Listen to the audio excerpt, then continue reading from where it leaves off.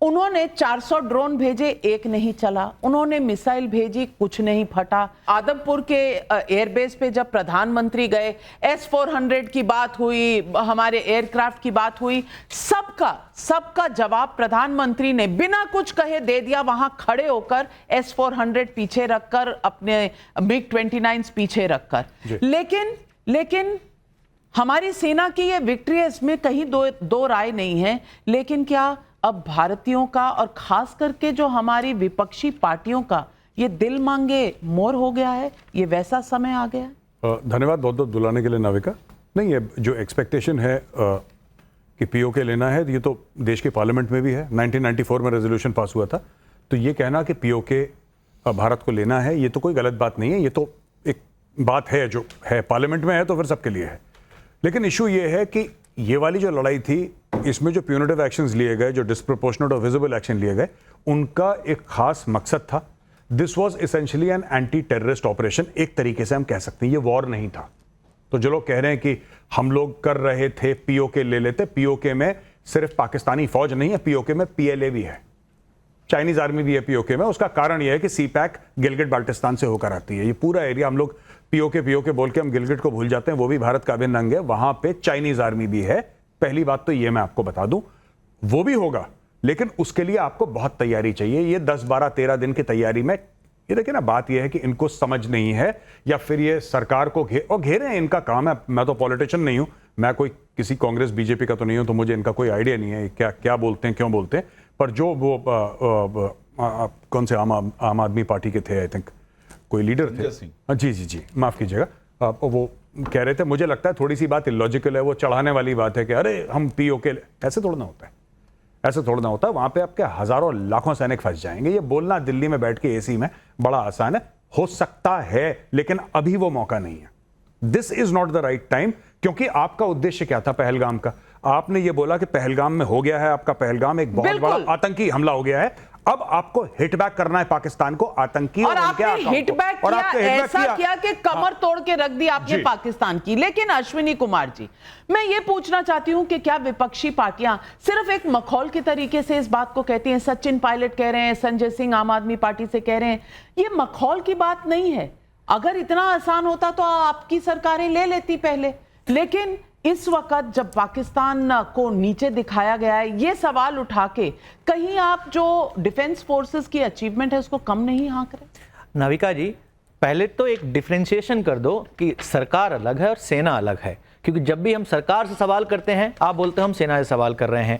जब भी हम सेना की सरकार सवाल उठाते हैं, आप बोल रहे हो कि आप सेना की बेइज्जती कर रहे हैं। और उसी वक्त आप ये भी कह रहे हो कि मोदी जी जाते हैं, सरकार के नुमाइंदे हैं, वहां जाते हैं और सेना का मनोबल बढ़ा देते हैं, वो सेना को रिप्रेजेंट कर रहे हैं। तो पहले ये एक लाइन क्लियर कर दो कि सरकार पे सवाल उठाना, सेना पे सवाल उठाना, दोनों अलग अलग बातें हैं। वॉर सिचुएशन में आप क्या मानेंगे? वॉर सिचुएशन में क्या मानेंगे? नहीं, मुझे सुशांत सरीन बताइए, क्या वॉर सिचुएशन में सरकार और सेना अलग है? कॉन्स्टिट्यूशन का हमें राइट देता है। नहीं मिश्रा जी, हाँ राइट देता है। वॉर सिचुएशन में हम सवाल कर सकते हैं। नहीं, आप सवाल कर सकते हैं, इमरजेंसी, लेकिन ये सवाल इस वक्त क्यों? तो डिक्लेयर कर दीजिए कि इमरजेंसी चल रही है, आपका आर्टिकल 19 एग्जिस्ट नहीं करता। आपने सवाल उठाया, उसका जवाब सुन लीजिए। मैं बिल्कुल, मैं तो यहां तक आपसे डिसएग्री भी करता हूं।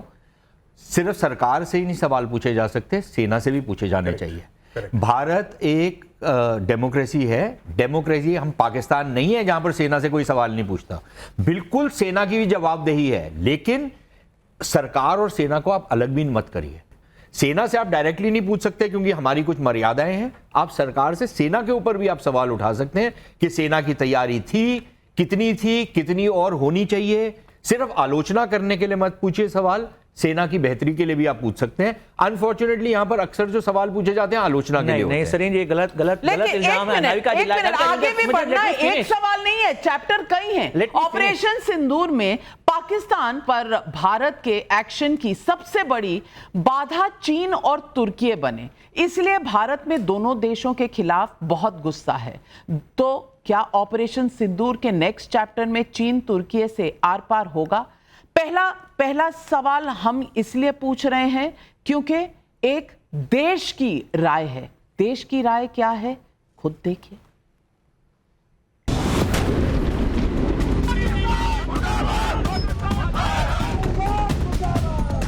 हम पाकिस्तान, तुर्की और चाइना के खिलाफ भी बॉयकॉट करेंगे। इसके खिलाफ हमें भी कोई सख्त कदम उठाना पड़ेगा। कांग्रेस इसलिए बौखला रहा है कि वो कुछ कर नहीं पा रहा है। टर्की बॉयकॉट, टर्की के बाइकाट पे बॉयकॉट के लिए।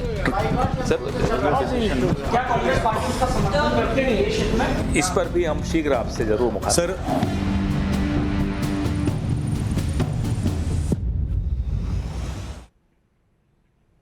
प्रदीप भंडारी जी, सवाल आपसे है, ये टर्की के बॉयकॉट पर देश ने अपना मन बना लिया है। सारे जो टूरिज्म की बुकिंग्स हैं वो 60% डाउन है और 60% लोग जो जाने वाले थे कैंसिलेशंस हो रहे हैं। ट्रेडर्स कह रहे हैं हम वहां से सेब नहीं मंगाएंगे, एप्रिकॉट्स नहीं मंगाएंगे। सवाल है कि जनता में रोष है, लेकिन आपने कल एक कंपनी का कॉन्ट्रैक्ट या सिक्योरिटी क्लियरेंस कैंसिल की। क्या ये बात क्योंकि गर्मा गर्मी में है तो यहीं रुक जाएगी? क्योंकि 2 साल पहले तक तो आप ऑपरेशन दोस्त कर रहे थे तुर्की के साथ। आज क्या हमारा पॉलिसी और हमारा फैसला बदलेगा? नविका जी, इसका एक्शन जो है सरकार लेगी, क्योंकि अगर दुश्मन का कोई दोस्त होता है और जब जंग के समय में अगर वो दुश्मन की मदद करता है तो उसके प्रति हमारी नीति और नियत बदल सकती है। और मुझे लगता है कि जो हमने कंपनी का कॉन्ट्रैक्ट चेंज किया वो बदलेगी। पर आपने बड़ी बात, यहाँ पे कांग्रेस के प्रवक्ता कह रहे थे कि भाई अगर सेना का वो सम्मान करते हैं, ये देखिए कारगिल जिसमें हमारी सेना ने मुंहतोड़ जवाब दिया था।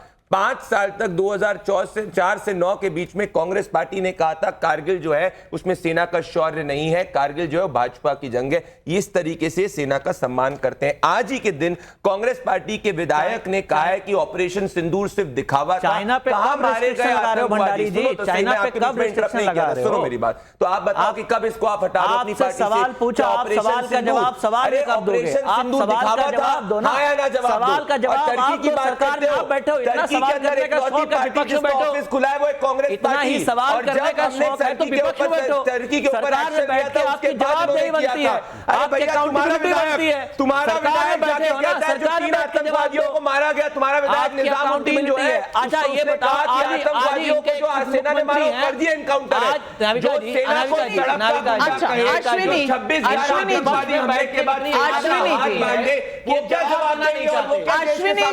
अश्विनी जी, आपने ना सरकार में बैठ के भी जवाब नहीं दिया। एक मिनट याद करा दूं 2008 में 26/11 हुआ था। तब एयर चीफ फली होमी मेजर ने पूछा था कि हमारी तैयारी पूरी है। डॉक्यूमेंटेड प्रूफ नहीं है, दिस इज प्योर। इंसान अभी जीवित है, किताब लिखी है, किताब को किसी ने रेफरेंस था, वो भी और उन्होंने इंटरव्यूज दिए हैं। हमारे देश में अगर जम्मू कश्मीर के मोदी जी के बारे में अगर आप वर्ड्स पे जाओगे तो वर्ड्स किसका बिलीव करेंगे? एक मिनट देखिए, अगर आप मुझे ही सवाल नहीं पूछने देंगे तो ये डिबेट नहीं हो सकती।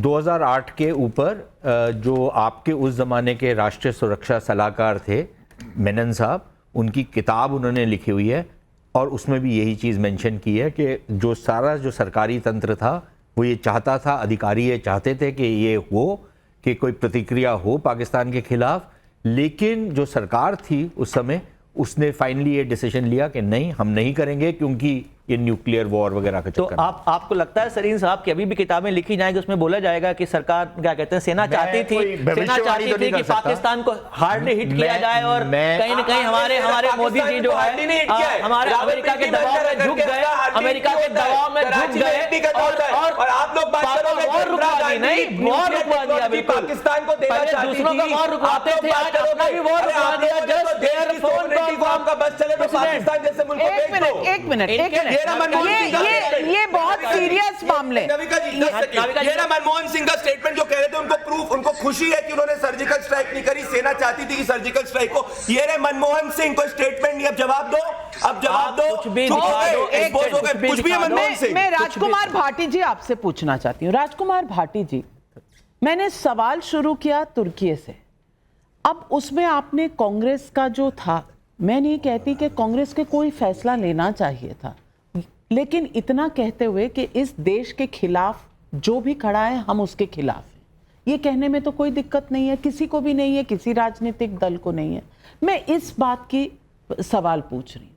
आज कल के जो प्रेस कॉन्फ्रेंस में ये सवाल पूछा गया था, लेकिन आपने देखा कैसा जयराम रमेश ने माइक उधर से उधर किया, उधर पवन खेड़ा कह रहे नहीं आप कह दो, नहीं आप कह दो। ये लखनऊ की तहजीब जो है अच्छी लगती है, लेकिन इस सवाल पर थोड़ी अटपटी नहीं लगी। और मैं पूछना चाहती हूं, तुर्की का जो किरदार रहा इस पूरी जंग में सबके सामने है, उसके बाद कुछ कहने में क्या दिक्कत है? वोट बैंक की कोई मजबूरी है? पाकिस्तान से हमारा जो मतभेद है और जो हमारी लड़ाई है और जो ये संघर्ष हुआ, वो इस बात को लेकर है कि पाकिस्तान आतंकवादियों की मदद करता है, हमारे देश में हमले कराता है। और जो देश पाकिस्तान की मदद करते हैं वो सब भी हमें शत्रु की श्रेणी में गिनने चाहिए और उन सब के खिलाफ भी हमें एक्शन लेना चाहिए।